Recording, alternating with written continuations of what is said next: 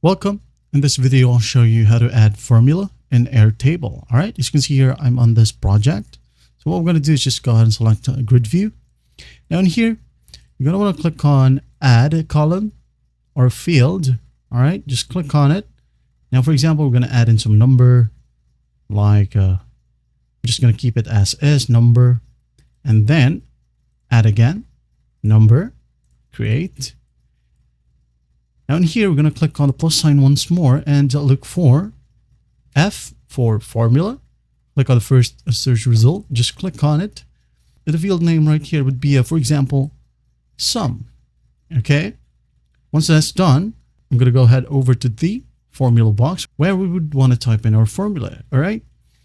Say, for example, we wanted to find the sum of the two fields, like field number 1 and field number 2. So what we're going to do here is just type in sum. All right, open and close parentheses. Now go ahead and type in this field. All right, number. Here's the field, just click on it. Now go ahead and type in comma space number 2, this one. All right, just click on it, make sure that there's no space right here. All right, once that's done, just click on create field. Now, when we type in a number right here, for example, 5, added with the number 5, here you have the sum of 10. Now, let's say, for example, we're going to want to create another formula, okay? I'm going to click on sum right here. I'm going to double click on it.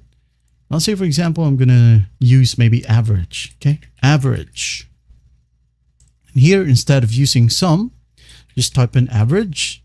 Right here, it will be shown as well. Average. Capital letters, then just hit on save. Now here's the average. All right, for example, I'm going to type in 60. Average is 33.